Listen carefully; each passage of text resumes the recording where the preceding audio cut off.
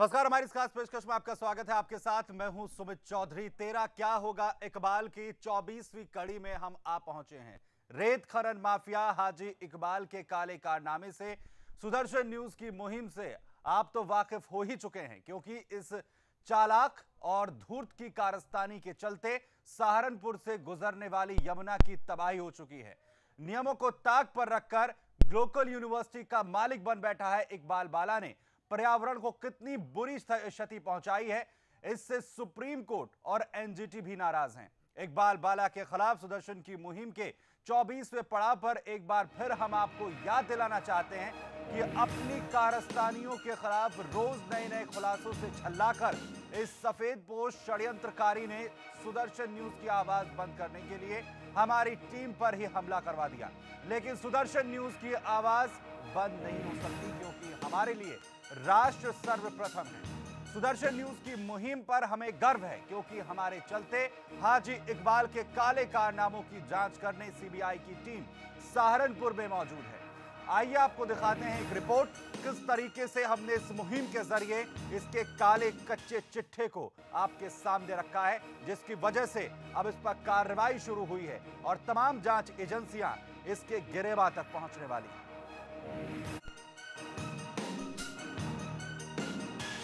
हमारे तमाम दर्शकों को हम बता दें कि मीडिया पर सुदर्शन न्यूज पर हमला किया गया है। सुदर्शन न्यूज के जो रिपोर्टर वहां लगातार हर एक चीज की पड़ताल कर रहे थे, सुदर्शन न्यूज की जो पूरी टीम वहां पर पड़ताल कर रही थी, उसे वहां पर मारने की कोशिश की गई।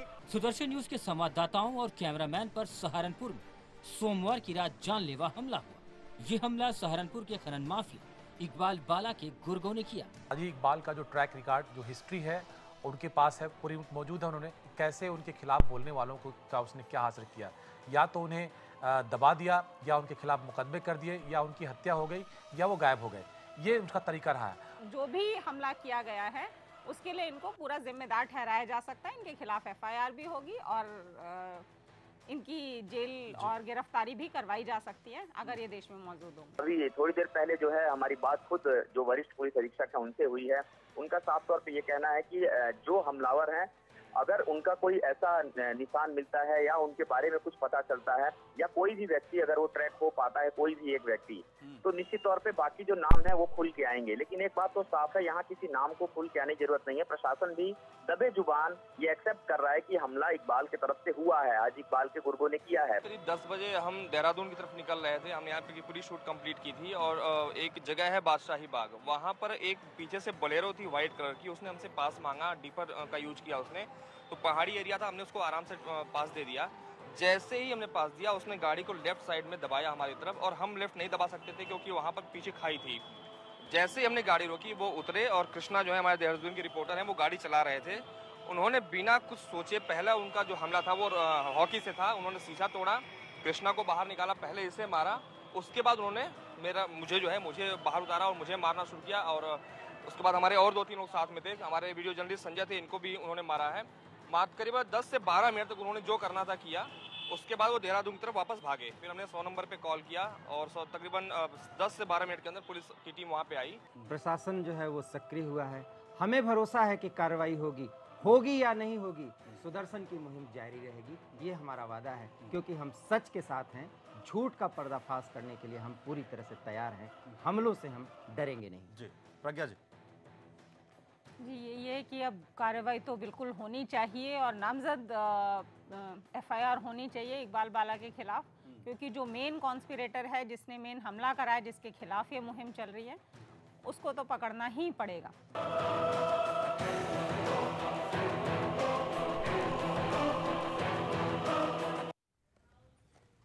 आज इकबाल बौखलाया हुआ है, लेकिन हमारी मुहिम के चलते वो खौफजदा भी है। इसीलिए हज के नाम पर देश छोड़कर भाग चुका है। इकबाल कहीं भी हो, लेकिन उसे अपने काले कारनामों का हिसाब तो देना ही होगा। उसके काले कारनामों पर और सुदर्शन टीम पर हुए हमले पर बीजेपी के सांसद हुकुम सिंह ने प्रतिक्रिया दी है। क्या कुछ कहा है, आइए आपको सुनाते हैं। साथ मौजूद हैं भारतीय जनता पार्टी के सांसद हुकुम सिंह जी। सर, जिस तरीके से सहारनपुर के अंदर सुदर्शन न्यूज़ की टीम पर हाजी इकबाल के लोगों ने हमला किया है, आप इस घटना को किस तरीके से देखते हैं? ये टोटल माफिया गर्दी है। उन लोगों के हौसले अभी भी इतने बढ़े हुए हैं, दुर्भाग्य की बात है। अभी तक उन पर सख्त से सख्त कार्रवाई हो जानी चाहिए थी। मुझको कल इस घटना के बारे में पता लगा था और मैं उम्मीद ये कर रहा था कब तक सब अरेस्ट हो गए होंगे। मैं निश्चित रूप से स्थानीय प्रशासन से भी बात करूंगा, लखनऊ भी बात करूंगा। और इकबाल ने जो वहाँ गुंडागर्दी मचाई हुई है, एक तरह से एक छत्र राज्य उसका रहा, पूरी यमुना नदी को उसने ख़त्म कर दिया। अरबों रुपए उसने यमुना नदी को ख़त्म करके खनन के रूप में अवैध रूप से कमाई कर ली, क्योंकि उसको पूर्ववर्ती दोनों सरकारों का समर्थन प्राप्त था। आज भारतीय जनता पार्टी की सरकार है, अब निश्चित रूप से उसके खिलाफ सख्त से सख्त कार्रवाई होगी। सर, अगर हम आपकी बात करें तो आप हाजी इकबाल को कहाँ तक जानते हैं, कितना जानते हैं, क्योंकि आपने भी ये बात जो है संसद में उठाई थी। मैं इतना जानता हूँ कि जब मेरे पास में रिपोर्ट आती रहती थी, मैं उसके जो पूरी क्षेत्र है वो जमुना का, मैं 2 बार वहाँ जा चुका हूँ।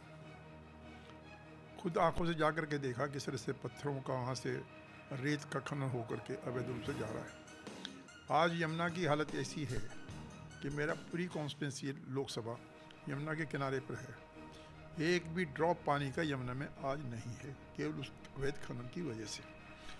और इसमें जो हाजी इकबाल ने एक अंपायर खड़ा कर लिया अपना, और कुछ समय तक तो उसका एक छत्र राज्य था, जो ज़िले के अधिकारी थे सबका सहयोग उसको मिलता था और अवैध कमाई में वो भी शामिल होते थे।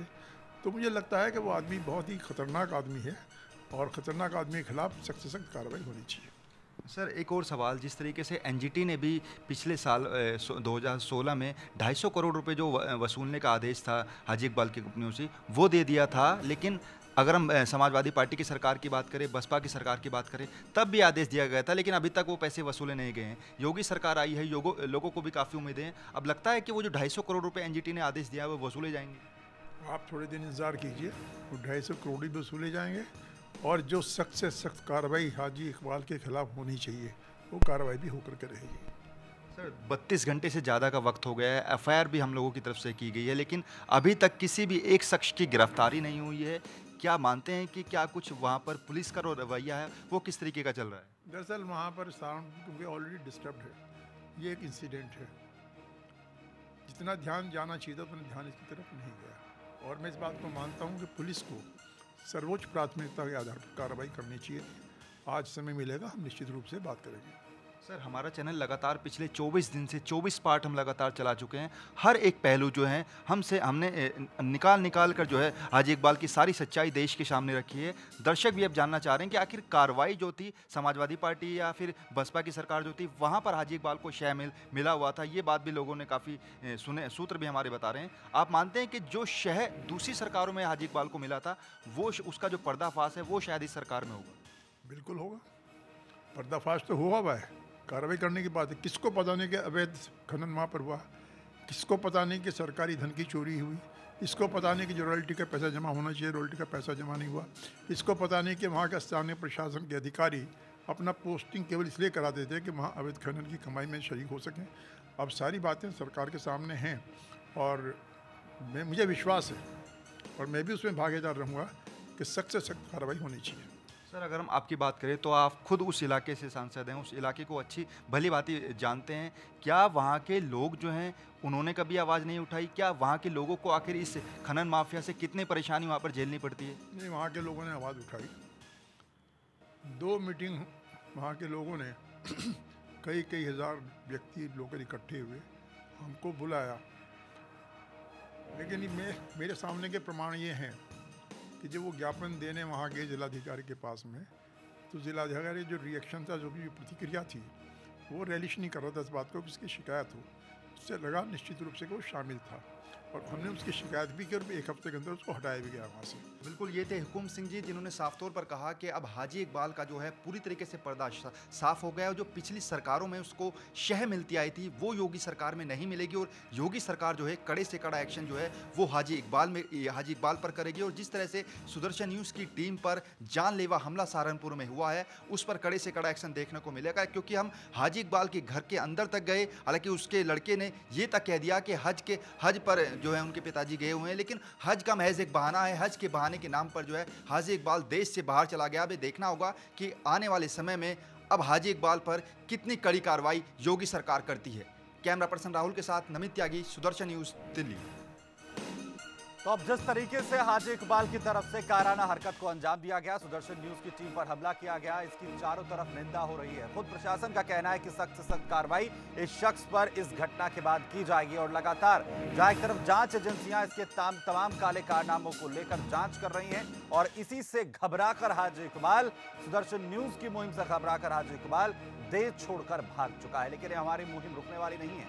रोज की तरह जिस तरीके से लगातार हम इस शख्स का हर रोज एक नया काला कारनामा आपके सामने रखते हैं एक रिपोर्ट के जरिए, आज एक बार फिर से आपके सामने खुलासा करेंगे और बताएंगे कि कितना ये डूब चुका है शख्स अपनी काली कमाई में, जिसका पर्दाफाश लगातार हम कर रहे हैं और लगातार हमारी मुहिम जारी रहेगी और करते रहेंगे। एक और रिपोर्ट आपके साथ।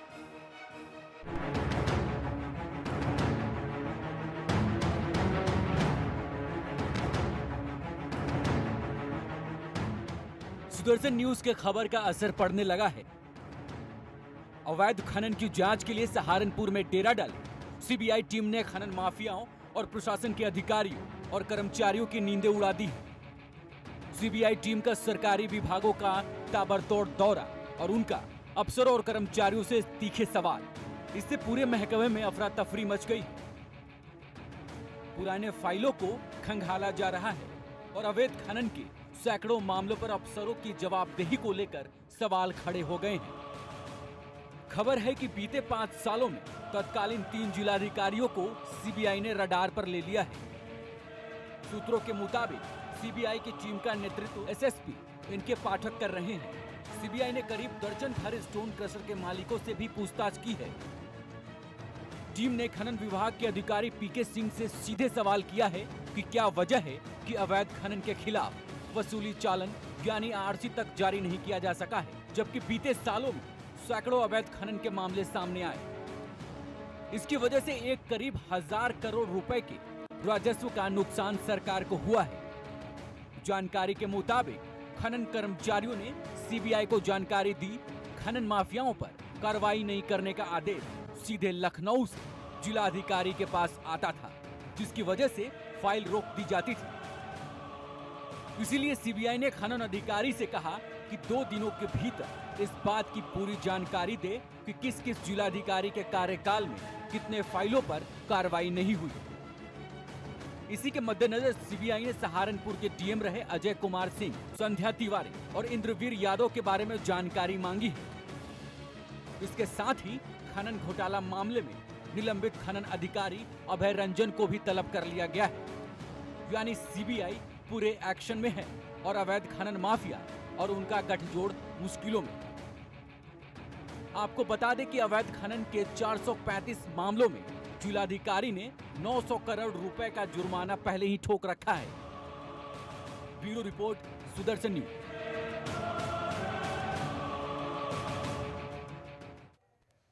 तो बुरी तरीके से हाजी इकबाल बौखलाया हुआ है और लगातार उसकी तरफ से जिस तरीके की इस कायराना हरकत को अंजाम दिया गया है, ये तमाम चीजें पुष्टि करती हैं कि उस पर लगातार अब शिकंजा कसना शुरू हो चुका है।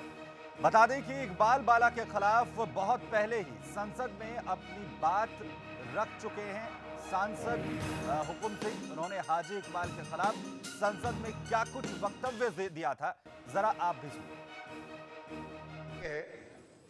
कि जिन लोगों ने नदियों का माफिया गर्दी में स्थानीय प्रशासन के संरक्षण में भारी खनन करके वहाँ के पर्यावरण को समाप्त करने का काम किया है, उस पर हमारी नज़र जानी चाहिए। मैं बधाई देता हूँ और मैं धन्यवाद भी करता हूँ माननीय सर्वोच्च न्यायालय का, कम से कम उन्होंने इस बात के ऊपर ध्यान दिया। मतलब मेरे क्षेत्र में जहाँ यमुना शुरू होती है, जहाँ से सहारनपुर जिले में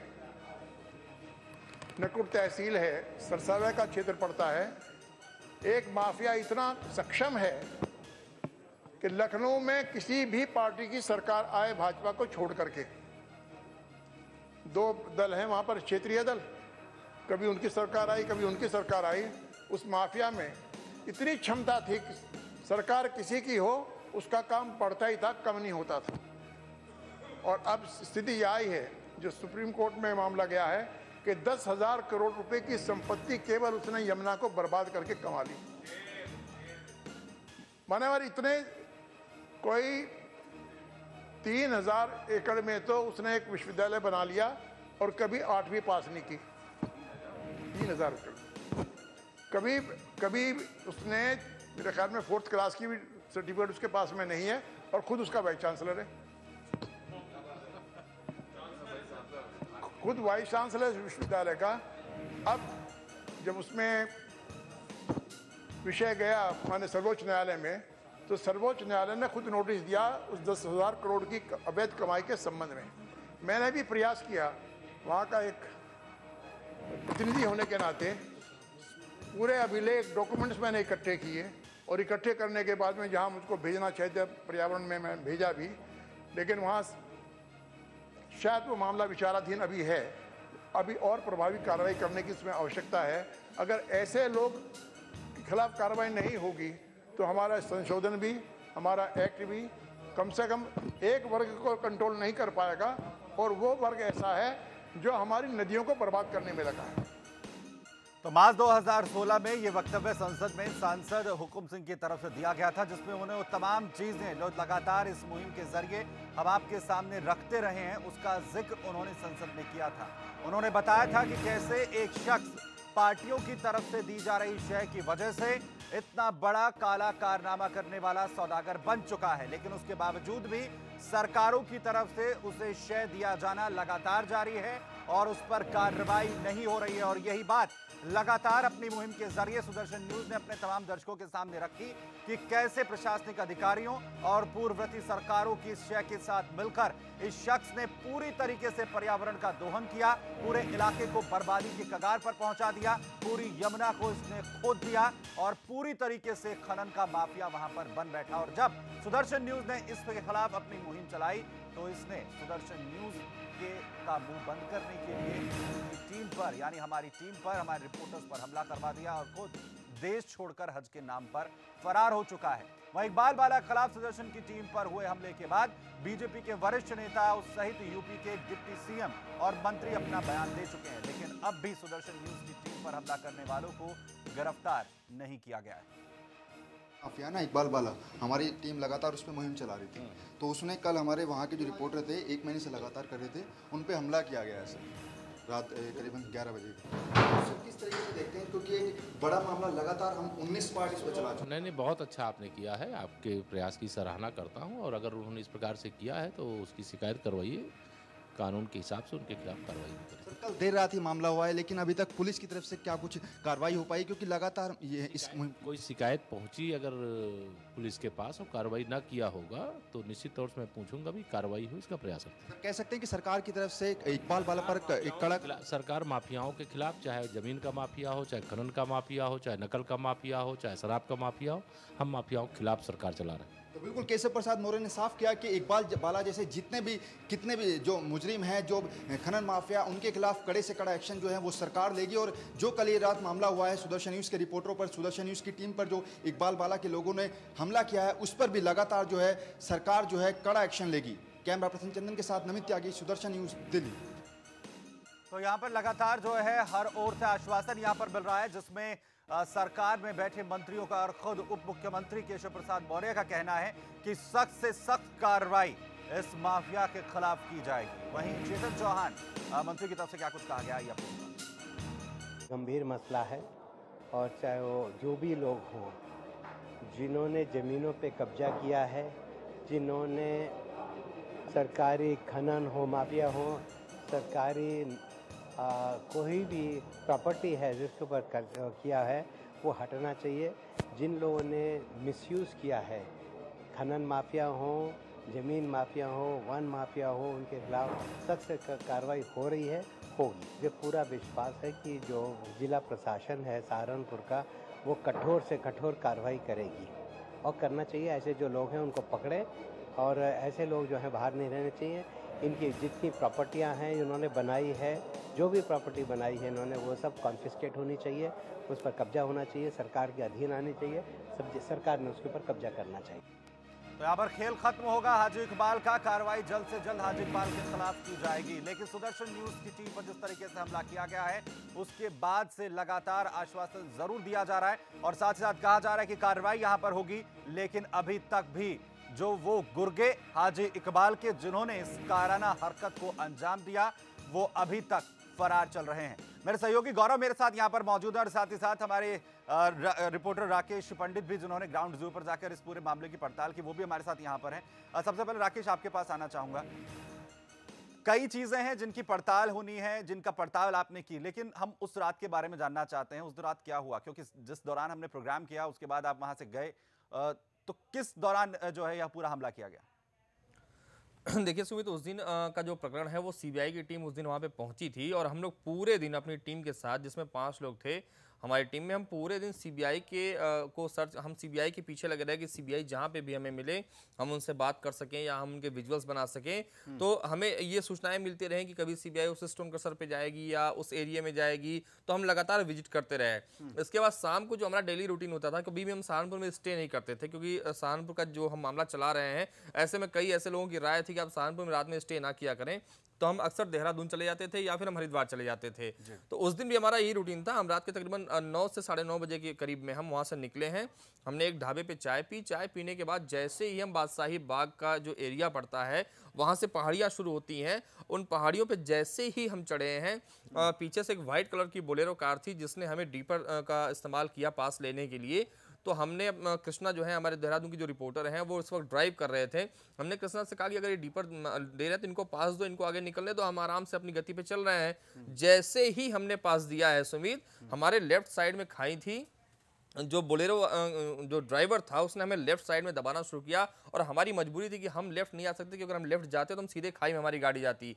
तो हमने गाड़ी रोकी। यानी आपको पहले से ही ट्रैक किया जा रहा था, जहां जहां आप लोग जा रहे थे उनकी नजर आपकी पूरी टीम पर थी, यानी सुदर्शन न्यूज की पूरी टीम को फॉलो किया जा रहा था, जिससे कि उन्हें ट्रैक किया जा सके और इस जगह, ऐसी जगह पर घेरा जा सके जहां पर आसानी से इस हरकत को अंजाम दिया जा सके। उसके बाद क्या हुआ, और साथ ही साथ सुदर्शन न्यूज के रिपोर्टर जब गौरव मिश्रा वहां पर पहुंचे, उन्होंने क्या पड़ताल की वो भी बताएंगे, लेकिन छोटा सा ब्रेक लेंगे, फौरन लौटेंगे।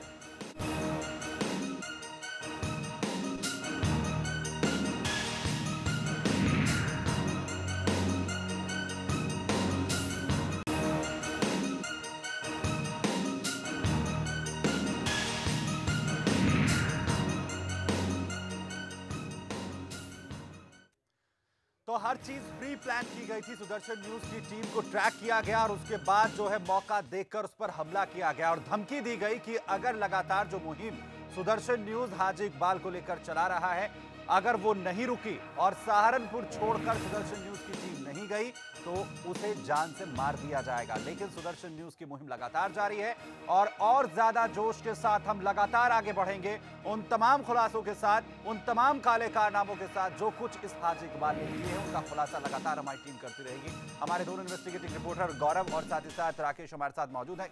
गौरव, जब पूरा हमला हुआ उसके बाद अब जब ग्राउंड जीरो पर पहुंचे, सबसे पहले क्या कुछ आपकी पकड़ में आई चीजें, किस तरीके से इन तमाम चीजों को प्लान किया गया था?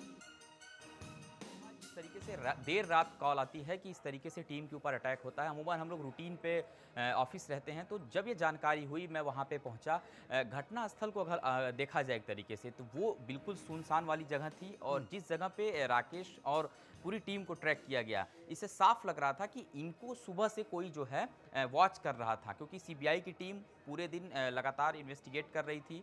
जहाँ जहाँ सीबीआई की टीम मूव हो रही थी वहाँ वहाँ हमारी टीम के जो लोग थे, हमारी टीम भी उनके साथ मूव कर रही थी। तो ये बात जो है वो इकबाल के गुर्गों को और खुद इकबाल को जो है वो पच नहीं रही थी कि लगातार इन्वेस्टिगेशन जो हो रही है वो सुदर्शन की खबर के बाद हो रही है, यानी कि अब तक उसको कोई परेशानी नहीं थी, किसी चैनल्स ने उसको इतना जो है इन्वेस्टिगेट नहीं किया, किसी सरकार, राज्य में इतनी बार सरकार बदली, किसी भी सरकार में उसको इतनी परेशानी नहीं हुई। तो उसने कहीं ना कहीं एक सबक सिखाने के लिए इस तरीके की जो कायराना हरकत है वो किया। देर रात तकरीबन 9 साढ़े 9 बजे के करीब टीम के ऊपर अटैक होता है। उसके बाद से जब ये पूरी घटना हो जाती है तो सहारनपुर में जितने भी प्रशासनिक अमले होते हैं, हमारी लगातार फ़ोन से उनसे बातचीत होती है, वो उनकी एक सबसे बड़ी मजबूरी कह लें या यूँ कह लें कि इकबाल के सामने वो डायरेक्ट इन्वेस्टिगेशन नहीं कर सकते, क्योंकि सुमित इनसे भी बात होती थी, सबको पता है कि लगातार खनन माफिया उसका नाम फेमस रहा है, हर सरकारों में वो सक्रिय रहा है। खुद हुकुम सिंह इस बात को मान रहे थे कि वो भी जो है कहीं ना कहीं फेल हुए उसको जेल के अंदर ले जाने में। लेकिन अब सरकार चूंकि बदल चुकी है, उत्तर प्रदेश में बीजेपी की सरकार है, तो कहीं ना कहीं जो प्रशासनिक अमला है वो जरूर थोड़ा सा स्टैंड किया है, वो काम कर रहा है और इन्वेस्टिगेशन की जो प्रक्रिया है वो काफी तेज चल रही है। क्योंकि हमारे पास जितने भी सबूत हैं, जितने भी प्रूफ हैं, वो लगातार हम लोगों को भी दिखा रहे हैं और साथ ही साथ अपने तमाम जो कार्यक्रम हमने किए हैं सभी कार्यक्रमों में उन मुद्दों को रख रहे हैं। लेकिन जो ये अटैक हुआ उसके बाद से सुमित एक और चीज सवाल के घेरे में आती है। इस पूरी अटैक के बाद से हम सीधे उसके घर पे दस्तक देते हैं, इकबाल बाला के घर पहुंचते हैं। वहां पर घुसने के बाद जो है कम से कम दर्जन भर गाड़ियां, लग्जरी दर्जन भर से ज्यादा लग्जरी महंगी कारें जो हैं घर के अंदर खड़ी रहती हैं, गनर हैं। और मैं इससे पहले भी मैं इस बात को कह रहा था कि अगर प्रशासन जो है उसके घर पर रेड डाले तो मुझे लगता है कि बिना लाइसेंस के बहुत ज़्यादा जो हथियार हैं, इलीगल जो आर्म्स हैं, वो काफ़ी ज़्यादा निकलेंगे। और वो उनके यहाँ बंदूकधारी जो थे वो खड़े थे और इस तरीके से वो रिएक्ट कर रहे थे, ऐसा लग रहा था कि मैं उनको अरेस्ट करने आ रहा हूँ, उनसे पूछताछ करने नहीं आ रहा, बल्कि उनको अरेस्ट करने के लिए आ रहा हूँ। वो वही लोग थे जो इकबाल के कहने पे इस तरीके की छोटी मोटी कायराना हरकतें करते हैं। और जो हमारी टीम के ऊपर अटैक हुआ, हो सकता हो उनमें से भी वहां कोई रहा हो, क्योंकि सबके मुंह बंधे हुए थे, चेहरा हमारी टीम ने किसी को के फेस को हम वहां पे देख नहीं पाए। लेकिन आरिफ नाम का जो शख्स है जो गाड़ी को ड्राइव कर रहा था, क्योंकि उस पूरी घटना के क्रम के दौरान सिर्फ एक आवाज निकल के आती कि आरिफ गाड़ी स्टार्ट करके रखना। इसका मतलब साफ है कि उनके ये जानने में जरूर कोई रहा होगा। क्योंकि जब मैंने किया कि आरिफ नाम का कोई ड्राइवर था, क्या आपके यहाँ कोई काम करता है, वो थोड़ा सा चेहरे से ही पता चल जाता सुमित की आदमी कुछ छुपा रहा है। उनका साफ तौर पे कहना था कि इस नाम का ड्राइवर अगर होगा भी तो हमारे यहाँ का नहीं होगा। यानी कि साफ है कि काफी ज्यादा जो इन्वेस्टिगेशन की प्रक्रिया वो पुलिस इस तक आगे पहुंच गई है, इस हद तक आगे पहुंच गई है, सीबीआई की टीम भी इस हद तक आगे पहुंच गई है कि अब वो जो है डर डर के जीने पे मजबूर है। दरअसल गौरव, जो खौफ की स्थिति है वो यहाँ तक आप पहुंची है। अगर आप उस वक्त ये सवाल करते कि हाजी इकबाल नाम का शख्स यहाँ है या नहीं, शायद वो ये कहते हमारी कंपनी में काम नहीं करता। ये स्थिति उन लोगों की हो चुकी है। जिस दौरान राकेश ये तमाम सिचुएशंस हुई, आपने बताया कि कैसे आप लोगों को स्पॉट किया जा रहा था, ऐसी जगह को जो है ब्लैक स्पॉट ढूंढा जा रहा था जहां आप लोगों को ट्रैक किया जा सके, हमला किया जा सके। उनकी तरफ से जिस तरीके से अटैक किया गया, आपको क्या मंसूबे लगे उनके? देखिए, हमें जान से मारने की नीयत तो उनके फिलहाल बिल्कुल नहीं थी। अगर हमें जान से मारने की नीयत होती तो 3 के हाथ में पिस्टल थी। एक ने संजय को, हमारे जो वीडियो जर्नलिस्ट हैं उनको, और एक ने हमारे जो देहरादून रिपोर्टर हैं कृष्णा, उनको जो गन पॉइंट पे ले रखा था। और सबसे बड़ी चीज है कि उसमें से कोई भी आदमी ऐसा नहीं लग रहा था जिसका ये मतलब मंसूबा हो कि वो हमें जान से मारे। उनका प्राइम टारगेट मैं था, राकेश पंडित। उन्होंने मुझे 10 से 12 मिनट तक उन्होंने जो भी मुझे मारना था, पीटना था, उन्होंने किया। मुझे जमीन पे पत्थर में घसीटा उन्होंने। उसके बाद वो वहां से देहरादून की तरफ निकल गए। तो अगर उन्हें मुझे मारना होता तो वो मार देते। उनको हमारी गाड़ी को ही अगर वो लेफ्ट साइड में और दबा के थोड़ा सा प्रेशर डालते तो हमारी गाड़ी खाई में चली जाती, हम वैसे ही मर जाते। वो एक एक्सीडेंट दिख जाता। लेकिन हमें मारने की नीयत नहीं थी उनकी नीयत थी कि यहाँ से चुपचाप चले जाओ, क्योंकि लास्ट में जाते जाते उन्होंने ये धमकी दी कि अगर कल से सहारनपुर में दिखे तो मार दिए जाओगे। गौरव कुछ कह रहे हैं? राकेश, जब हम बातचीत कर रहे थे, जो जिले के एसएसपी थे और बाकी जो शीर्ष उनका प्रशासनिक अमला था, तो जिन लोगों ने ये अटैक किया है, आप ऐसा कह रहे थे क्योंकि रात में आप वहाँ पे थे जब आपके ऊपर हमला हुआ, तमाम लोग वहाँ प्रशासन के लोग पहुँच चुके थे। उनका ऐसा कहना था कि लोकल जो लैंग्वेज होती है सहारनपुर की वो थी, और कुछ हरियाणा के आसपास के ऐसे थे, बता रहे थे वो, उनके तरफ से कहना था। और ऐसे लोग इकबाल के साथ काम भी करते हैं माइनिंग का। गौरव, इकबाल के साथ जो ग्रुप काम करता है उसमें हरियाणा के और इधर सहारनपुर का जो बेल्ट है, दोनों बेल्ट के लोग हैं। और उस वक्त जो भाषा वो ज़्यादा वो बोल तो नहीं रहे थे गौरव, लेकिन जितना उन्होंने आवाज़ निकाली है उतने से हमने 20-22 दिन में वहाँ रह के इतना गेस कर लिया कि ये लैंग्वेज वहाँ की लोकल थी। एक आदमी जो था वो ही बोल रहा था उसमें, जिसने आरिफ को भी कहा कि आरिफ गाड़ी स्टार्ट रखना, और लास्ट में उसी ने मुझे गौरव कहा कि अगर कल से यहाँ पे दिखे आप लोग तो मार दिए जाएंगे। तो वो जो लोकल लैंग्वेज थी वो पूरी गौरव। सुमित, ये चीज देखिए बिल्कुल साफ है कि वो वहाँ के लोकल हैं, ये तो क्लियर है। क्योंकि अगर उनके बोली भाषा की बात करें तो भाषाई ज्ञान से ही ये साफ है कि सहारनपुर के वो लोकल थे, क्योंकि बाहर से बुलाए नहीं गए थे और लोकल लोगों को ही रूट की पूरी जानकारी होती है, लोकल लोग ही ट्रैक कर लेते हैं। इसमें एक चीज और गौरव बताना चाहूंगा मैं, एक इन्फॉर्मेशन और देना चाहूंगा जो शायद अब तक मैं नहीं बता पाया था। हाजी इकबाल के एक खास आदमी राव लईक को यह मालूम था कि मैं दोपहर में जो एक गदेवड़ का एरिया पड़ता है बेहट से और मिर्जापुर के बीच में, मैं उस एरिया में दोपहर के वक्त था, क्योंकि हम जिस नहर पे खड़े थे सीबीआई का वेट कर रहे थे हम टीम का, तो सबसे पहले इसका जो भाई है MLC है महमूद, उसकी गाड़ी वहां से पास हुई और फिर उसी के कुछ देर बाद हाजी राव लईक की गाड़ी पास हुई। तो चूंकि मुझे हाजी राव लईक का इंटरव्यू करना था, काफ़ी दिनों से मैं उसको कांटेक्ट करने की कोशिश कर रहा था, तो मैंने उस वक्त उसको फ़ोन किया। मैंने कहा लईक साहब, हमने आपकी गाड़ी को हाथ दिया, आपने रोका नहीं। तो उसने कहा कि नहीं भाई साहब, मैं बहुत जल्दी में निकल गया हूँ, लेकिन आप जो है मैं आपको फ्री होकर फ़ोन करता हूँ। तो मैंने उसको उस वक्त उसको ये बताया था कि मैं गदेवड़ इलाके में हूँ। तो इनको ये मालूम था कि हम कहाँ पे हैं। हो सकता है कि जब मैंने हाजी राव लईक को ये बताया हो कि हम गदेवड़ इलाके में हैं, उसके बाद से हमें इन्होंने हमारा पीछा करना शुरू किया हो, हमें ट्रैक करना शुरू किया हो। गौरव, ये पॉसिबिलिटी बनती है सुमित। यानी जो सर्कमस्टांसेस हैं वो ये बताते हैं कि हर तरीके से जो है ट्रैक करने की कोशिश यहाँ पर की जा रही थी। गौरव, जब आपने बात की है प्रशासनिक अधिकारियों से इस पूरे मामले को लेकर, FIR दर्ज कराने को लेकर, उनका रवैया क्या था? और FIR में जिस तरीके से हमने पहले भी बात की, नाम नहीं आया है हाजी इकबाल का।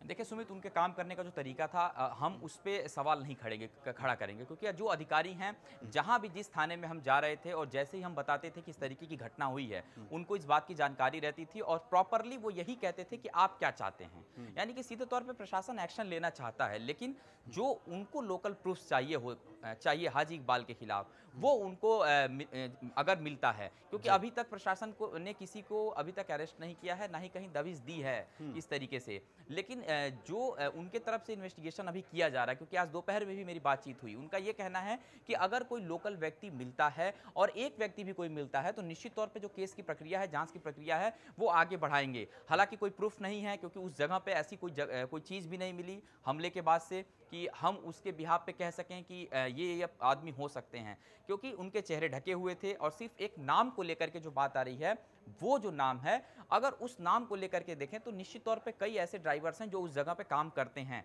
अब पुलिस उसमें वेरीफाई करेगी कि दरअसल कौन सा ड्राइवर था, या उनसे पूछताछ अगर होती है तो ये चीज़ क्लियर होगी, क्योंकि पुलिस के अपने काम करने के तौर तरीके अलग होते हैं और प्रशासन ऐसा नहीं कि वो काम नहीं कर रहा, अंडरग्राउंड होकर के अच्छे से वो काम कर रहा है। और यहाँ तक कि जहाँ जहाँ हम मूव कर रहे हैं, जहाँ जहाँ भी हम जा रहे हैं, हमें बाकायदे प्रशासन की तरफ से स्कॉट दिया जा रहा है, क्योंकि उनको पता है कि अगर एक अटैक हुआ है, इसके बाद भी जो अटैक है वो हो सकते हैं। बाकायदे उनकी तरफ से ये भी कहा जा रहा है कि अगर आप लोग कहीं रुक रहे हैं या कहीं पे ज़्यादा देर का स्टे है, तो आप बाकायदे PCR को कॉल करिए, वो आपको फॉलो करेगी, आपके साथ रहेगी। यानी कि हमारी सुरक्षा को लेकर के हमें कोई सहारनपुर में परेशानी नहीं है। और एक बार और मैं अपने दर्शकों को भी कह दूं, सभी को, कि लगातार जो ये मुहिम हमारी है, ये बिल्कुल चलेगी, क्योंकि अभी हमारे पास काफ़ी ज़्यादा जो प्रूफ्स हैं वो भी हैं, और CBI की टीम को जो इनपुट मिल रहे हैं, इससे साफ है कि बहुत जल्द हाजी जो है इकबाल है, वो जेल के सलाखों के पीछे होगा। बिल्कुल, हाजी इकबाल जो है सलाखों के पीछे होगा। लेकिन इस मुहिम को जिस तरीके से हमने आगे बढ़ा है यहाँ पर राकेश, शुरुआत में जब आप वहां पर गए थे, उसके बाद अब जब इस हालत तक जो है स्थिति पहुंच चुकी है कि हाजी इकबाल को सुदर्शन न्यूज़ की टीम पर हमला करना पड़ा, क्योंकि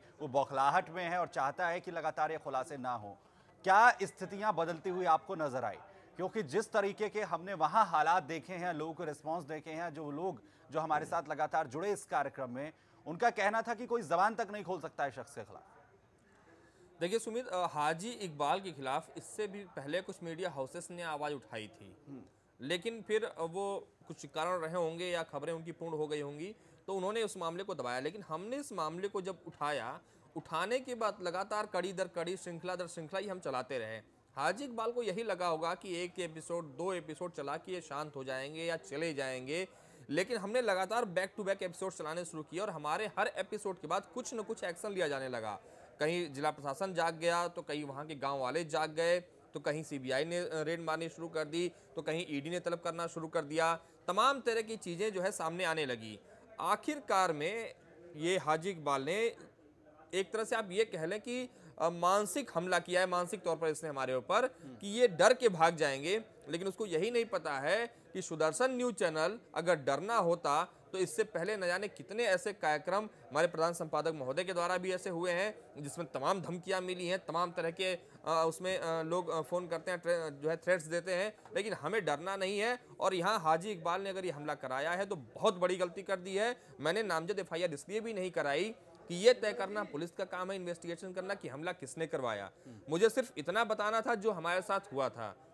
हमसे SHO ने पूछा कि क्या आप नामजद करना चाहते हैं किसी को? हमने कहा देखिए, सुदर्शन न्यूज़ चैनल कोई ऐसी अथॉरिटी नहीं है कि हमने इन्वेस्टिगेट कर दिया कि नहीं फला व्यक्ति ने हमारे पर हमला किया है या करवाया है। ये आपका काम है, आप तय करिए, आप जांच करिए। हमारे साथ जो फैक्ट हुआ था, जो एक्चुअल हुआ था, वो हमने आपको लिखित में दे दिया है। SSP ने भी गौरव के साथ में हमारे थे, उन्होंने भी यही पूछा था कि अगर आपके पास कोई सबूत हो तो आप दें। तो हमने उनसे कहा, हमने कहा आप सक्षम हैं हमसे ज़्यादा सबूत इकट्ठे करने में और जांच करने में, आप करिए, हमसे जो मदद चाहिए हम वो करने को तैयार हैं। तो इसमें हाजी इकबाल का उद्देश्य था हमें डराकर भगाना, लेकिन वो अपने उद्देश्य में कामयाब नहीं हो पाया, लेकिन हम अपने उद्देश्य में कामयाब होंगे। हमारा उद्देश्य है उसको जेल की सलाखों के पीछे पहुंचाना। गौरव, यहाँ पर अब जिस तरीके से कार्रवाई चल रही है, सीबीआई की टीम वहां पर मौजूद है, प्रशासनिक जो स्तर है वहां पर राज्य स्तर पर भी इसकी कार्रवाई चल रही है, कितना परिवर्तन आया है तब से लेकर अब तक? देखिए, सबसे पहले एक उदाहरण मैं देना चाहूँगा कि लगातार अगर हाजी इकबाल ये समझ रहा हो कि 23-24 एपिसोड चले हैं और अभी तक उसको इतना कोई परेशानी नहीं हुआ है। जाकिर नाइक याद होगा, और शायद हाजी इकबाल को जाकिर नाइक का अगर हम सही से देखें तो कुंडली भी उसकी और इसकी दोनों की मैच कर जाएगी। जाकिर नाइक को जब 7 समुंदर पार तक हमने घसीट के और बाकायदे उसको जिस तरीके से पूरी मुहिम चलाई थी जाकिर को पर्दाफाश नाम के हमारे बिंदास बोल कार्यक्रम में, और आज जाकिर नाइक की हालत है कि एक एक रोटी खाने के लिए मजबूर है जाकिर नाइक। तमाम संपत्तियां जो हैं नीलाम हो चुकी हैं, या तो ईडी ने उसको अपने सिकंजे में ले लिया है। तो ये तो एक छोटी मछली है ये हाजी इकबाल, और इसके खिलाफ तो हमारे पास जो सबूत हैं और जो हमारे जो अब तक के जो शासन और प्रशासन की तरफ से जो हमें सपोर्ट मिल रहा है, इससे तो साफ है कि बहुत जल्दी ये प्रक्रिया अगर पूरी होती है तो उसको हज से भी अरेस्ट किया जाएगा। ऐसा नहीं कि हज में उनको मान्यता प्राप्त कर दिया गया वहां से अरेस्ट नहीं होंगे, ये चीज भी क्लियर नहीं है कि वो कहां है, लेकिन जो संरक्षण उनको दे रहा है, हाजी इकबाल को जो संरक्षण दे रहा है, वो भी उस दायरे में आएगा, क्योंकि कई सवाल यहां पे खड़े होंगे सुमित। और ये जो पूरी प्रक्रिया है इन्वेस्टिगेशन की, पुलिस ऐसा नहीं है कि सिर्फ ये कागजों में करके रख दे रही है, क्योंकि अब ये मामला बाहर आ चुका है और हमने रिपोर्ट्स में दिखाया कि किस तरीके से तमाम जो जिलाधिकारी वहां पे रहे हैं। संध्या तिवारी, इनको बहुत अच्छे से मैं जानता हूं, गोरखपुर में भी इनका 1.5 साल 2 साल का शासनकाल रहा है, डीएम रही हैं। संध्या तिवारी के शासनकाल में भी कई फाइलें वहां गई थी जब वो जिलाधिकारी थी वहां पे, लेकिन उन फाइलों को दबा दिया जाता था। इन फाइलों को दबाने का काम राज्य सरकारें करती थी, या उनके सचिव लेवल के लोग फोन करके बाकायदे बोलते थे, क्योंकि पेटी पेटी जो पैसे होते थे वो बाकायदे वो तैयार रखे जाते थे और सरकार को फंड दिए जाते थे। लेकिन ये सरकार, ये जो योगी सरकार है, ये फंडिंग पर विश्वास नहीं करती है, क्योंकि जब से ये सरकार आई है तमाम जो जिला कारागारें रही हैं सुमित, वहाँ पे भी जो बाहुबली टाइप के जो लीडर्स हैं, चाहे अमरमणि त्रिपाठी की बात करें, तमाम ऐसे लोग हैं जिनको सिकंजा कसा गया, जेलों में भी उनको जो संरक्षण दिया जाता था वो बंद हुआ है। तो निश्चित तौर पे डिप्टी सीएम का ये कहना है सुदर्शन न्यूज़ पर, उन्होंने इस बात को कहा है कि यदि आपके खिलाफ, यदि उसके खिलाफ सबूत है और इस तरीके का है, तो ये सरकार माफियाओं के खिलाफ वाली सरकार है। तो निश्चित तौर पर यह साफ है कि सरकार उसकी बिल्कुल नहीं सुनने वाली है, सीबीआई उसके पीछे पड़ी हुई है, और जो उसके ये कॉलेज और ये तमाम जो ट्रस्ट चल रहे हैं, निश्चित तौर पे अगर ये चीजें होती हैं तो इस पर भी सिकंजा लगातार कसा जाएगा, और जब उसके ऊपर सिकंजा कसा जाएगा तो कहीं ना कहीं परेशान होकर के वो इस तरीके की छोटी मोटी हरकतें जरूर करेगा। ये शुरुआत उसने कर दी है और शायद वो भूल रहा है कि वो किस तरीके से पूरा जो उसका पर्दाफाश है वो हो चुका है। वहीं जो स्थानीय विधायक हैं बेहट से नरेश सैनी, उनसे सुदर्शन न्यूज़ संवाददाता गौरव ने बात की है। लगातार हमारे साथ वो जुड़े रहे इस पूरे प्रोग्राम में, और उन्होंने किस तरीके से तमाम चीजों को लेकर बताया कि क्या कुछ वो अपने स्तर से कर रहे हैं, और साथ ही साथ क्योंकि अब जिम्मेदारी प्रशासन की है, प्रशासन किस तरीके से कार्रवाई करेगा वो आपको सुनवा दें। उत्तर प्रदेश में नई सरकार जरूर बन चुकी है, लेकिन खनन माफियाओं के मंसूबे अभी भी जो हैं वो कुचले नहीं गए हैं। और कल सुदर्शन न्यूज़ की टीम के ऊपर जिस तरीके से हमला किया गया हाजी इकबाल के गुर्गों ने किया, उसके बाद से प्रदेश भर के अंदर ये सवाल उठ के आ रहा है राजनीतिक दलों से भी कि आखिर मीडिया के ऊपर इस तरीके से उत्तर प्रदेश के अंदर कब तक हमला होता रहेगा। कांग्रेस से विधायक हैं नरेश सैनी जी, उनसे बातचीत करते हैं। सर, सबसे पहला सवाल तो यही कि आखिर मीडिया के ऊपर जब मन आता है किसी का वो सीधे अटैक करता है, अगर उसके खिलाफ खबर अच्छी है तो अप्रिसिएट करेगा, खबर बुरी है तो अटैक करेगा। देखिए, जब आपके सुदर्शन सर राकेश पंडित जी मेरे पास आई, मैंने एक ही बात उस दिन कही कि हाजी इकबाल का यहाँ पे सरकार चलती है, वो चाहे बसपा की सरकार रही हो चाहे सपा की सरकार रही हो, लेकिन सरकार हाजी इकबाल की चली है। तो हमारे सुदर्शन टीम ने ये समझ लेना चाहिए था कि कुछ भी हो सकता है। और मैं तो ये कहूँगा, हमारे लोकतंत्र के चौथे स्तंभ पर जो हमला हुआ वो बहुत निंदनीय है और इसकी हमें निंदा करनी चाहिए, और इसके लिए मजबूती से हम और आपको इसके लिए खिलाफ लड़ाई लड़नी चाहिए। एक सवाल और है, अगर बात करें, क्योंकि आप यहाँ के स्थानीय विधायक भी हैं और आपको सारी बातों का बहुत बखूबी पता है। अगर हाजी इकबाल की बात करें, उसके बारे में ये तक कहा जाता है कि जो भी उसके खिलाफ आवाज़ उठाता है या तो वो गायब ही करा दिया जाता है, और तमाम जो अवैध उन संपत्तियाँ बना रखी हैं उसने। क्या आप लोगों ने कभी, विपक्ष होने के नाते भी, आप लोगों ने कभी इस बात को सदन में या अपने शीर्ष नेतृत्व तक नहीं पहुँचाने का प्रयास किया? इसका हमेशा मैं जो पहला चुनाव 2012 में लड़ा, उसके बाद मैं लगातार कहीं ना कहीं आवाज़ अपने इसके खिलाफ उठाता रहा। बहुत ही आवाज़ उठाई, लेकिन कोई सुनने वाला तो नहीं था। सरकार जब इसकी ये कमी कहाँ, ये कम्युनिकेशन गैप कहाँ हो पा रहा है कि एक माफिया खुलेआम घूम रहा है और कोई उसको अरेस्ट करने को तैयार नहीं, कोई एक्शन लेने को तैयार नहीं, भले सरकार बदलती रहे। इस पर तो कोई फर्क ही नहीं पड़ रहा सरकार बदलने का। आप आज 25 दिन हो गए आपको बोलते बोलते, क्या फ़र्क पड़ा है? केवल आप, मैं तो ये कहूँगा 100% में से 10% इसके भी शुरुआत हुई है। 10% कहूँगा मैं, ज़्यादा से ज़्यादा। आपके 25 दिन लगातार 24 घंटे मेहनत करने के बाद हालात 10% में पहुँची है। और जब आप लोग लगे 10% हुआ, नहीं तो आज तक ना तो कोई मीडिया वाले लगे इसके खिलाफ इतना, और न ही कोई पॉलिटिकल आदमी आज तक इसके खिलाफ बोला। एक विधायक होने के नाते, खासकर कांग्रेस के लीडर होने के नाते, अब आप आगे क्या एक्शन लेंगे इस पूरे मुद्दे पर?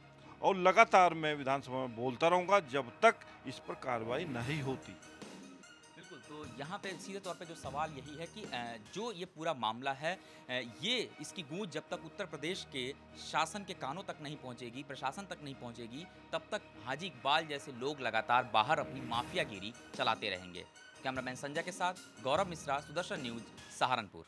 तो स्थानीय विधायक हो या फिर उप मुख्यमंत्री से लेके तमाम कैबिनेट के मंत्री, हर ओर से अब सीधे तौर पर आश्वासन सुदर्शन न्यूज को मिल रहा है कि सख्त से सख्त जो कार्रवाई है वो इस शख्स से खिलाफ की जाएगी। और साथ ही साथ अब हाजी इकबाल और उसके तमाम गुर्गों को ये बता दें कि हमारी ये मुहिम लगातार जारी रहेगी, और जिस तरह की काराना हरकत को अंजाम उस शख्स ने दिया है, इससे मुंह बंद सुदर्शन न्यूज का नहीं होगा। लगातार हमारी मुहिम चलेगी और तब तक चलेगी जब तक इस शख्स पर कार्रवाई नहीं होती है। इसके तमाम कच्चे चिट्ठे जो सुदर्शन न्यूज ने खोले हैं, उस पर इसे सजा नहीं मिलती है। एक एक पाई का हिसाब इस शख्स का नहीं होता है। बहुत शुक्रिया राकेश हमारे साथ जुड़ने के लिए। गौरव, आपका बहुत बहुत शुक्रिया। आज के लिए इतना ही। जय हिंद।